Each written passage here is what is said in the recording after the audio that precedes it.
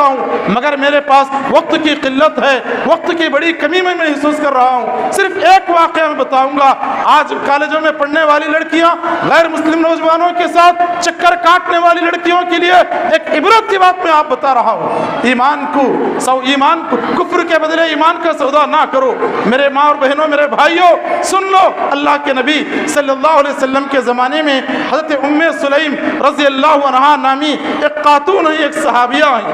ان کے شوہر مالک بن نضر کا جب انتقال ہو جاتا ہے، مالک بن نضر کا انتقال ہونے کے بعد میں ابو طلحہ رضی اللہ عنہ ایک مشہور صحابی ہیں، بڑے خوبصورت بھی، مالدار بھی اور قبیلے میں نام والے بھی، وہ ابو طلحہ رضی اللہ عنہ جو ہے ام سلیم رضی اللہ عنہ کو نکاح کا پیغام بھیجتے ہیں۔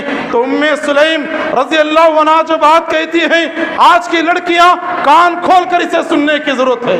انہوں نے کیا کہا؟ ام سلیم رضی اللہ عنہ نے کہا کہ اے ابو طلحہ، میں ایک مسلمان ہوں اور تم ایک کافر ہو۔ تم جو ہے زمین سے پیدا ہونے والے ایک درخت کی پوجا کرتے ہو اور تم ایک لکڑیوں کو تراشنے کے بعد اس کی بات کرتے ہو۔ بھلا میرا نکاح تمہارے ساتھ کیسے ہو سکتا ہے؟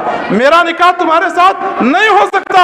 آج مسلمان لڑکیاں غیروں سے شادی کر لینے کو فیشن سمجھتے ہیں، ایمان کو کفر کے بدلے بیچ دیتے ہیں۔ یہاں ام سلیم رضی اللہ عنہ کو دیکھیے کہ وہ کہتی ہے کہ میں آپ کے ساتھ جو ہے نکاح نہیں کر سکتی اس لیے کہ آپ کافر ہیں اور میں جو ہے مومنہ ہوں۔ ہاں، البتہ شرط یہ ہے کہ اگر آپ ایمان لائیں گے تو میں ضرور آپ سے نکاح کر لوں گی، کیونکہ آپ ایسے انسان ہیں، ٹھکرانے کے قابل نہیں ہیں، آپ بڑے اچھے آدمی ہیں۔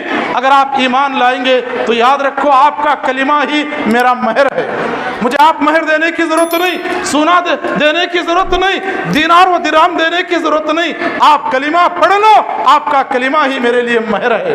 میرے بھائیوں، ایک عورت تھی مگر ان کے باتیں ابو طلحہ کے دل پر ایسے اثر کی حدیث کے الفاظ ہیں، فذهب ابو طلحہ وہاں سے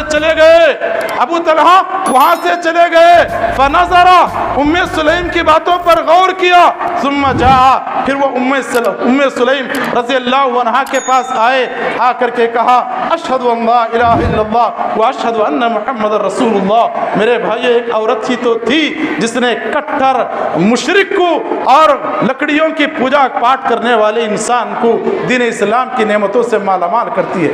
تو اس طرح بے شمار واقعات ہیں۔ ایک بہن کا روح کیسے دھار سکتے ہیں، ایک بیٹی ہو تو کیسے بدلا سکتی ہے، مگر وقت ذات نہیں دیتا۔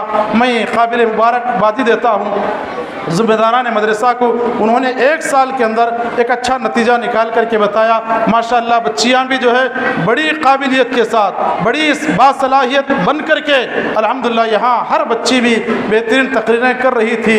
میں دعا کرتا ہوں کہ اللہ تعالیٰ مزید اس ادارے کو ترقی عطا فرمائیں۔ وقت کی قلت ہے، کیا بولوں کیوں بولوں سمجھ میں نہیں آ رہا ہے، بس باتیں یہی پر میں ختم کرتا ہوں۔ پھر انشاءاللہ کبھی کچھ موقع ملے گا تو خواتین کے سلسلے میں انشاءاللہ باتیں رکھنے کی کوشش کروں گا۔ اللہ رب العالمین سے دعا کرتا ہوں کہ اللہ تبارک و تعالیٰ مجھے بھی اور آپ کو بھی دین اسلام کو صحیح معنوں میں سمجھنے اور اس پر عمل کرنے کی توفیق عطا فرمائے۔ ہماری لڑکیاں جو دین سے دور ہوتی جا رہی ہیں اور ایمان کے بدلے کفر کو اختیار کر رہی ہیں، اللہ ان کے والدین کو صحیح ہدایت نصیب فرمائے اور ہر والدین کو اپنے بچیوں کو صحیح تعلیم دینے اور ان کی صحیح تربیت کرنے کی توفیق عطا فرمائے۔ آمین ثم آمین وآخر دعوانا الحمدللہ رب العالمین۔ السلام علیکم ورحمۃ اللہ وبرکاتہ۔